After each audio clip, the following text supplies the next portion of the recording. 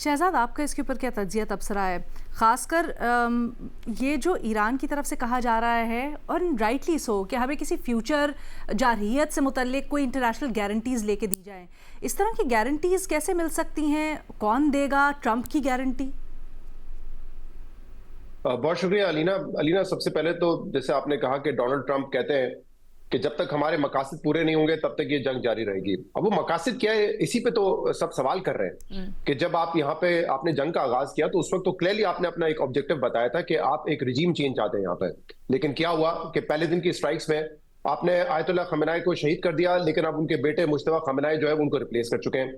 और यही बात की जा रही है कि खुदा ना खास्ता अगर उनको भी इस जंग में शहीद कर दिया जाता है तो फिर कोई और रिप्लेस करेगा। तो रिजीम चेंज तो होता हुआ नजर नहीं आ रहा। तो अब मकसद क्या है वहां पर? अमेरिका का क्या मकसद है और इसराइल का क्या मकसद है? तो क्लियरली एक चीज हमें जो नजर आ रही है वो ये है कि इसराइल के अब अहदाफ ये है कि वो ईरान को मुकम्मल तौर पे तबाह कर दे। उनकी जो कैपेबिलिटी है फंक्शन करने की, ना सिर्फ मिलिट्री बल्कि फंक्शन करने की, उसको मुकम्मल तौर पे तबाह कर दे ताकि वो कभी पैरों पे खड़े ना हो पाए। आपने देखा था कि 90s में जो कुवैत और इराक वॉर हुई थी उसमें सद्दाम हुसैन तो सर्वाइव कर गए थे, लेकिन इराक को बहुत कमजोर कर दिया था। इराक फिर वो इराक नहीं रहा।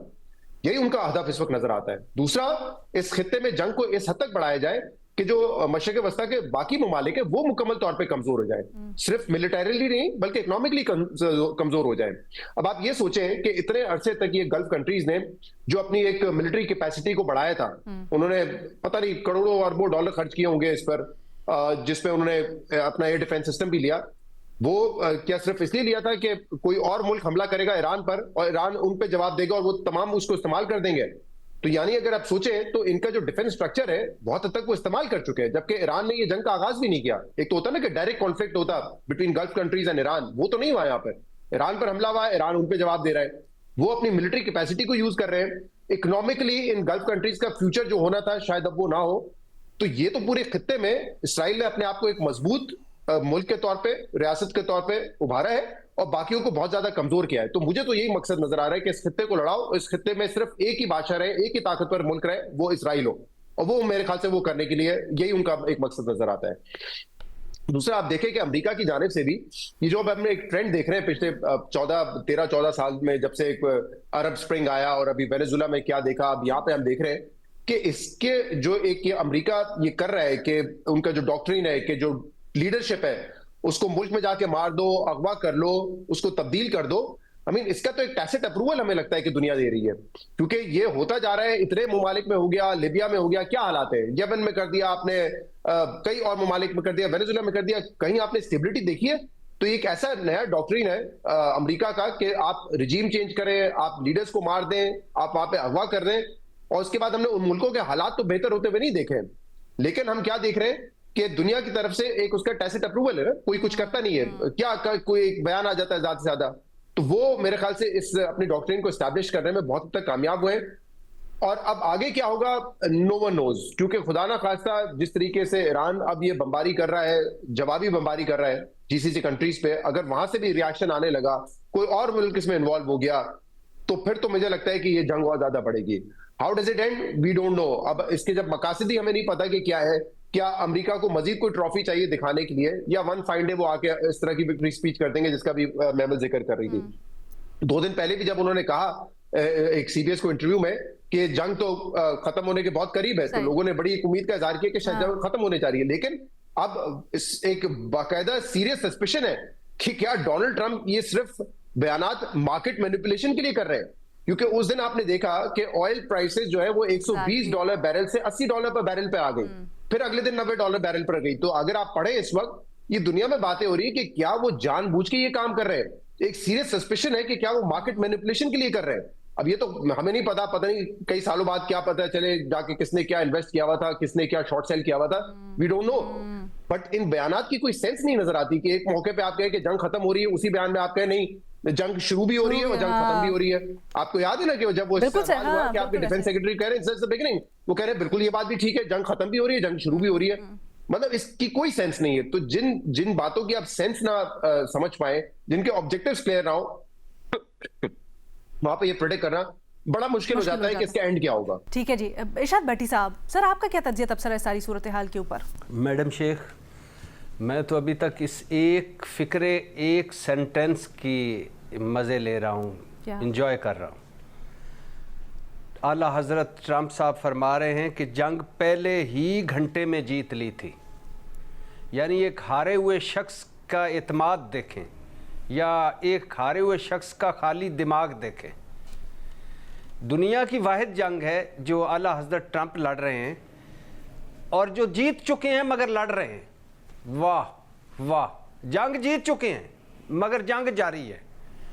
जंग जीत ली है पहले घंटे में ही और अब 12वां 13वां रोज़ इख्तिताम को पहुंच गया है। 13 दिन जंग जारी है लेकिन जंग जीत चुके हैं हम। कल को कह सकते हैं कि हमने तो जंग लड़ी ही नहीं, कर लो जो करना है। कौन दुनिया उनको बताएगी या साबित करेगी कि आप ही थे? उन्होंने कहा नहीं, हम नहीं थे, इसराइल था। और इसराइल भी नहीं था, ये आपस में अरब ममालिक लड़ रहे थे। ये भी कह दें तो किसने क्या कर लेना है। दूसरी बात मैडम शेख, जो ईरानी सदर के जेन्युइन मुतालबात हैं, अब दुनिया इस सतह पर पहुंच गई है कि एक मुल्क का इलेक्टेड सदर कह रहा है कि हमें गारंटी दो। यानी यहाँ तक पहुँच गए हैं सारी दुनिया और घुम घुमा के कि आलमी ताकतें या ताकत ज़मानत दे कि ईरान के ख़िलाफ़ मुस्तक़बिल में जारियत नहीं होगी, ईरान के आईनी हकूक़ तस्लीम किए जाएंगे, जंग में नुकसानात का ईरान को हर्जाना दिया जाएगा। यानी ये शुक्र करें ईरानी सदर एक तरह से कि हर्जाना ट्रंप साहब ने मांग नहीं लिया कि हमारा असला ज़ाया हुआ। पहले दो दिनों में 5.6 अरब डॉलर हम ज़ाया कर किया है असले पे, तो हमें वो वापस करें। तो ये वक्त आ गया इस दुनिया पर कि एक मुल्क का सदर कह रहा है हमें ज़मानत दी जाए, दोबारा नहीं चढ़ाई होगी, हमारा जो नुकसान किया है वो उसकी ज़मानत दे। तो पहला मरहला क्या है, क्या था? धमकियाँ ट्रंप साहब की, धमकियों पे धमकियाँ, डेडलाइनों पे डेडलाइनें, ये कर देंगे वो कर देंगे। भाई ईरान झुक गया, डर गया, खड़ा रहा, ईरान जीता पहले मरहले में। अब ये मैं जवाज़ नहीं दे रहा कि ईरान पे जो तबाही आई हुई, जो बर्बादी आई हुई, उसका वो बिला जवाज़ है, उसका कोई मैच ही नहीं है। लेकिन कत्ले हुसैन असल में मर गए यजीद है, इस्लाम जिंदा होता है करबला के बाद। वक्त साबित करता है कौन जीता है कौन हारा। ट्रंप जैसे कई आए और कई चले गए, कई उनको वक्त के थपेड़े बहा कर ले गए। दूसरा मरहला इखलाकी जवाज़, जंग का जवाज़। मुज़ाकरात की टेबल पर 99.9% चीज़ें मानी जा चुकी थी। ईरान तकरीबन सरेंडर कर चुका था अपने एटमी सलाहियत, और जो सालस थे वो उल्टी छलांगे मार रहे थे। ट्रंप साहब फिर गए और हमले का आज तक अमेरिका के पास कोई जवाज़ नहीं है कि हमला क्यों किया। तो ना कोई इखलाकी जवाज़, ना कोई जंग का जवाज़। ये मरहला भी ट्रंप साहब हारे, पूरी दुनिया जानती है, तारीख जानेगी।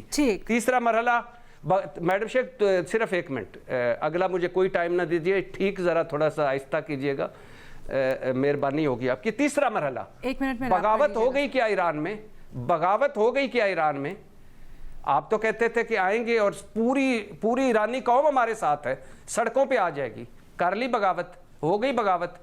चौथा मरहला, रिजीम चेंज कर पाए आप? आपने तो कहा था कि आयतुल्लाह खामनाई साहब को शहीद करेंगे, मेन क़यादत मारेंगे, रिजीम चेंज होगा, हो गया। छठा मरहला, ये जंग खित्ते की जंग बना दी ईरान ने। 12 ममालिक में जानी नुकसानात हुए हैं और पूरी दुनिया को मुआशी धचके लग रहे हैं। ये हिकमत अमली किसकी थी? ट्रंप साहब की थी, ईरान की। जंग को फैलाओ और अबनाए हुर्मस को बंद करके उन्हें पूरी दुनिया को बंद कर दिया तेल और गैस में, और तबाही और बर्बादी कर दी मुआशी तौर पर। जंग ईरान जीता ये मरहला। सातवां मरहला, वेनेजुएला मॉडल। ये भी तवक्को थी कि सिर्फ खामनाई साहब को शहीद करें, बाकी सारा कुछ है, बंदा एक रजा शाह पहलवी आएगा, बिठा देंगे, सारा कुछ हो जाएगा। हो पाया। और आठवां मरहला, ईरान की ताकत क्या थी? आखिरी बात है मैडम शेख, ईरान की ताकत क्या थी? कहते हैं ना, हर रोज़ बताते हैं कौम को, मैंने नेवी तबाह कर दी, मैंने फजाइया तबाह कर दी, मैंने फलाना तबाह कर दिया, मैंने फलाना। ईरान की ताकत क्या थी? नेवी ताकत थी? नहीं। फिजाइया ताकत थी? नहीं। 50 साल से पाबंदियां लगी हुई हैं, पुराने जहाज़ खड़े हैं, नेवी के चंद जहाज़ उनके पास थे। ईरान की कोई बर्री फौज ताकत है, अभी तक उसकी नौबत ही नहीं आई, तो वो भी नहीं था। क्या था? Missile system. मिसाइल, अभी जब मैं आपसे मैडम शेख बात कर रहा हूँ, इससे 1 घंटा पहले मिसाइल दागे हैं अभी भी ईरान ने। और अब तमाम जो दुनिया के तजियाकार हैं वो कह रहे हैं कि पुराने ख़त्म हो गए हैं उनके पास, बेकार और नाकारा, जिससे उन्होंने उनका रेडार सिस्टम, थार्ड सिस्टम, फ़ज़ाई और दिफाई सिस्टम तबाह किया, और अब वो जदीद मिसाइल मार रहे हैं। और एयरपोर्ट हिट हुआ, नेतन्याहू का ऑफिस हिट हुआ, वार रूम इसराइल का हिट हुआ, तो अब भी मिसाइल चल रहे हैं। तो फिर अब जीते कहां से, क्या जीता आपने, कहां से जीता, कब जीते, और जो जंग जीत ली है वो लड़ क्यों रहे हैं?